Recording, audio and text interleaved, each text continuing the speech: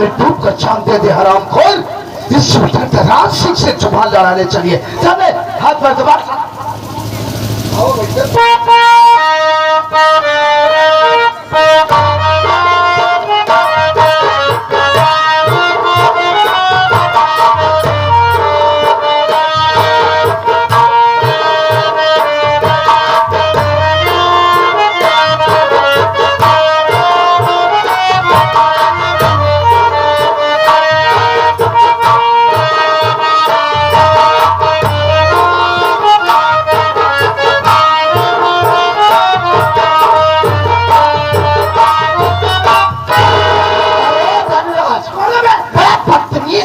नमस्ते नमस्ते नमस्ते।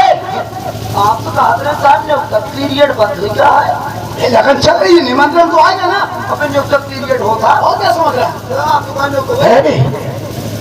हो ना हो मुर्गा का निमंत्रण है। हम मुर्गा ना खा पाए तो केवल कुकुर मुर्गा खा पाए। साले कुकुर मुर्गा नहीं मशरूम कहा जाता है। मैडम जी इन्विटेशन कार्ड लेकर आई है ना, निमंत्रण आ गया। जाइए मैडम लाइए। हाँ काफी दिन बाद निमंत्रण आया। ये रहा रंजीत के रिहाई का कोर्ट से ऑर्डर। पकड़िए दरोगा जी, हड़बड़ाइए मत। पकड़ लो पकड़ लो पकड़ लो पकड़ लो पकड़ लो।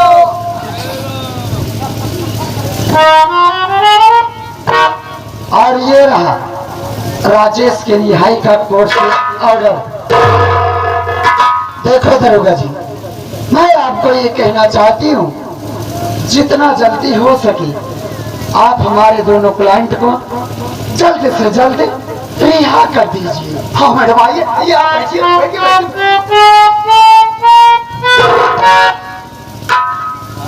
भाई साहब अब क्या होगा भाई? दोनों जन पे लाभ और एक काम कर, ये कागजात ले जा, दोनों को निभा।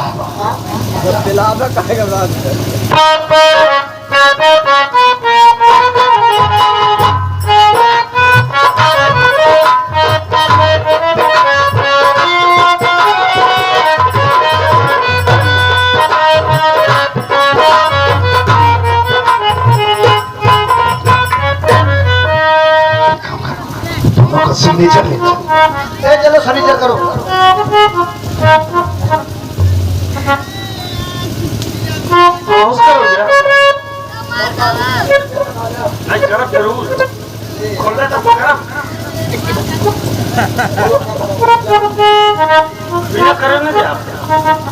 मैं कहीं उसे भाग गया दोबारा मारा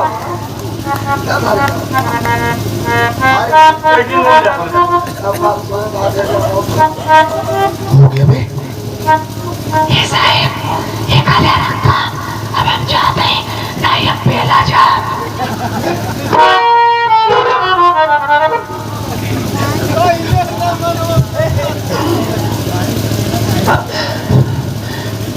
मैडम जी यहाँ बोलिए दरोगा जी। देखिए मैडम जी, कोर्ट के ऑर्डर के अनुसार आपके दोनों क्लाइंट जेल से रिहा हो गए। हाँ, और इस वक्त मैं ड्यूटी पर हूँ मैडम, गश्त में जाना चाहता हूँ और आज मेरी तबीयत भी कुछ ठीक नहीं है। ठीक है दरोगा जी, आप जाइए अपनी ड्यूटी निभाइए और एक अच्छे डॉक्टर से अपना इलाज करवा लेना, वरना तुम एक न एक दिन मर जाओगे। हाँ मैडम आप बिल्कुल ठीक कहती है, मैं इलाज करवा लूंगा। चलता हूँ मैडम।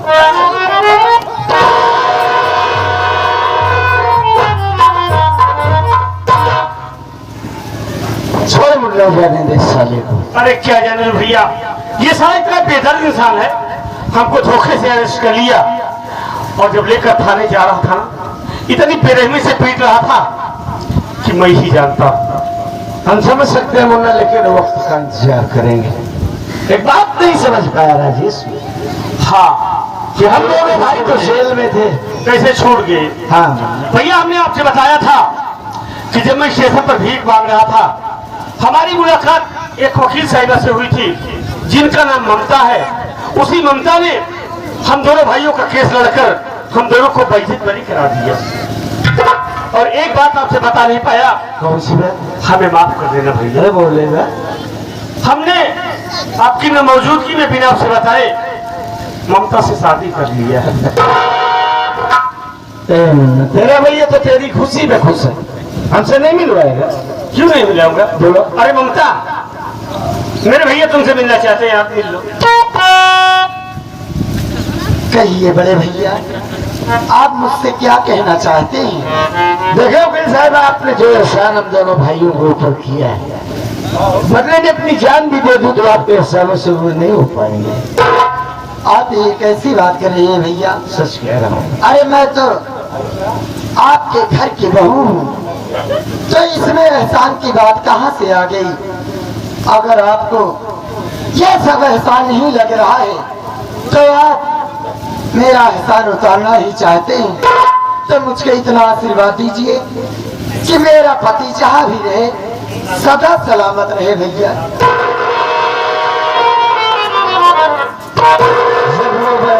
जलधारा अटल रही है बात तुम्हारा। ए मुन्ना, हाँ भैया, चल पहले घर चलते हैं।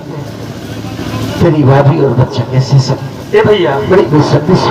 भैया अगर आपकी इजाजत हो तो ममता को भी साथ ले चलो। चलो।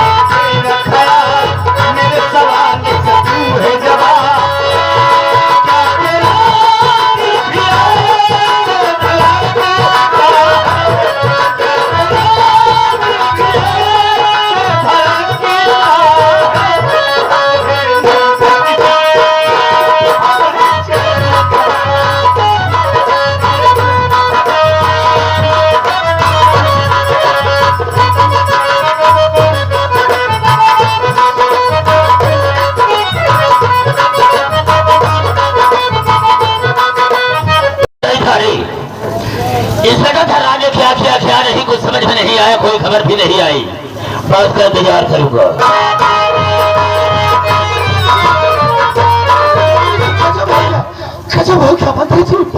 इंस्पेक्टर धरो, इतना घबराया क्यों है और बहुत तेजी से भगा रहा, बात क्या है हम जानना चाहेंगे। एक गिलास पानी मिलेगा क्या? हम ये जानना चाहते तुझे हो क्या गया है। अरे ये पूछिए क्या नहीं हुआ सर। क्या हुआ? आप अच्छी तरीके से जानते हैं हाँ। कि आपकी बहन ममता रंजीत और राजेश का केस लड़ रही थी। ये तो अच्छी तरह से जानता हूँ। अरे आपकी बहन ममता उन दोनों का केस जीत गई और कोर्ट के ऑर्डर के अनुसार वो दोनों जेल से 22 रिहा हो गए। अब क्या होगा मंत्री जी, एक काम कीजिए, आप मेरा इस बलरामपुर थाने से किसी दूसरे थाने में ट्रांसफर करवा दीजिए। अब मैं इस थाने में नहीं रहूंगा। रात तेरा दिमाग तो नहीं खराब हो गया है? वो दोनों के डर के मारे इस थाने को छोड़ करके दूसरे थाने में जाना चाहता है। अरे राजेश्वर को मैंने बहुत मारा तो उसके सर पर खून सवार है सर। कुछ नहीं होगा, हम हैं तेरे साथ। क्यों घबराता है?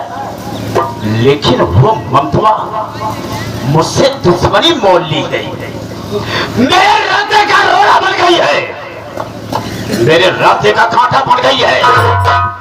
गुजर दो सोने को और उस कांटे को निकाल करके हमेशा हमेशा के लिए फेंक दो। मतलब नहीं समझा? मेरा मतलब यह है कि कहीं भी मिले ममता तुम उसे जान से मार दूंगा। 24 घंटे का मौका देते हैं और जिस वक्त मार कर तो उसे आएगा, हम तुझे 1 करोड़ रुपया देंगे। 1 करोड़? हाँ हाँ। अरे सर जी, 1 करोड़ रुपए के लिए तो ये इंस्पेक्टर धनराज सिंह कुछ भी कर सकता है। आज आप अगर मुझे ऑर्डर दें तो कहो तो इस गांव में मैं बम फेंकवा दूं। नहीं धनराज नहीं, ये सब जितने भी हैं, ये इलाका अपना है, यहाँ पर कुछ नहीं होना चाहिए। पहले ममता को मारो।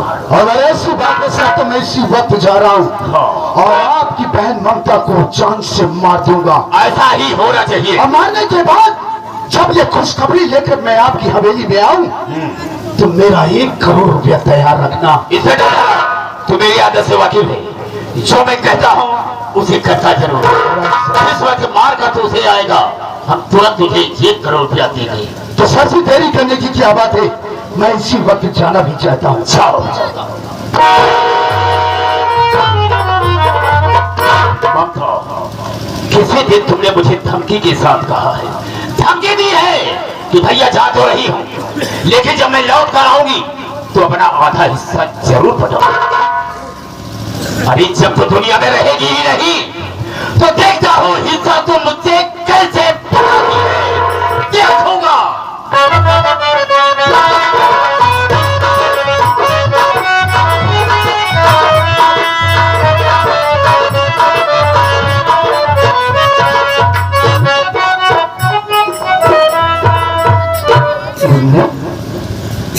घर में ताला लगा है, न तेरी भाभी न बच्चे से कहा।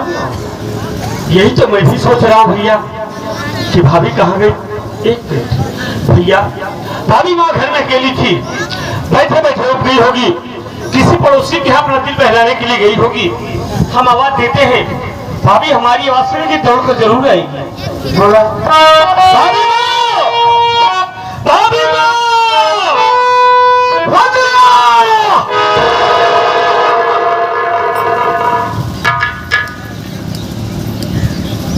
बात क्या है भैया? यार हमारे घर में ताला लगा है ना, हमारी पत्नी ने बच्चे कहाँ गए होंगे सर? बताओगे भैया? आप तो बहन के खेल में स्वयं से चले गए हुए थे। आपके सामने आपका भतीजा बहुत बीमार था, आज वादा करके गए थे मैं जा रहा हूँ, पैसे के इंतजाम करके आऊंगा, अपने बेटे को दवा कराऊंगा। आप आने में देरी कर दिए। भाभी मैंने सोचा जो मंत्री मक्खनलाल नारी सहायता केंद्र खोल रखा है वहां पर जाऊंगी, हमें आर्थिक मदद मिलेगी, जैसे अपने बेटे की दवा कराऊंगी। भाभी माँ वहां पर पहुंच गई, लेकिन ऐसा कुछ नहीं हुआ भैया। और मंत्री मक्खनलाल भाभी माँ की इज्जत को लूट लिया।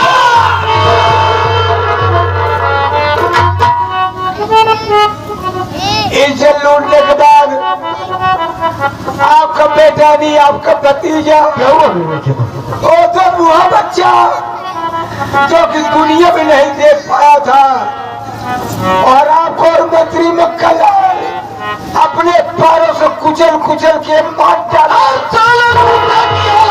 मक्खनलाल साले नारी सहायता केंद्र खोल रखा की औलाद इसी अंग में गरीब लोगों की इज्जत से खेलता है। हम तुम्हें जिंदा नहीं छोड़ेंगे साले, अगर टुकड़े टुकड़े न काटा तो हमारी महतारी का दुखागा मैं। जब बेटा खत्म हो गया, भाभी मैंने सोचा मैं चल जाऊं बल्लापुर थाने, मंत्री खिलाफ रिपोर्ट लिखा दूंगी। बच्चे को गोदी में लेकर के खड़ा तो पहुंच गए बल्लापुर थाने, जहाँ पर इंस्पेक्टर धनराज मौजूद था। भाभी में पैरों गिर पड़ी, बोली साहब हमको इंसाफ चाहिए। अरे हमारी इज्जत लूटी गई, हमारे बेटे को मार दिया गया, हमारी आप रिपोर्ट लिख लीजिए। लेकिन ऐसा कुछ नहीं हुआ भैया। क्या हुआ? और आपको इंस्पेक्टर धनराज भाभी माँ को लगा मारने, मार मार कर थाने से बता दिए। अब हमें बिल्कुल पता नहीं है भाभी माँ कहाँ भैया, सब करना हो गया। भैया देर मत करो, इसी वक्त चलो। सबसे पहले अपनी भाभी माँ की खोज करेंगे हम, और जिस दिन मेरी भाभी मिलेगी ना तो सीधा मुंह की हवेली जाएंगे और एक ही कप्तान का बदला न चुकाया तो मेरा नाम आदेश कुमार नहीं। मैं किसी मंत्री विधायक नेता ये थाने नहीं जाएंगे। चल इसी वक्त चल भैया। आओ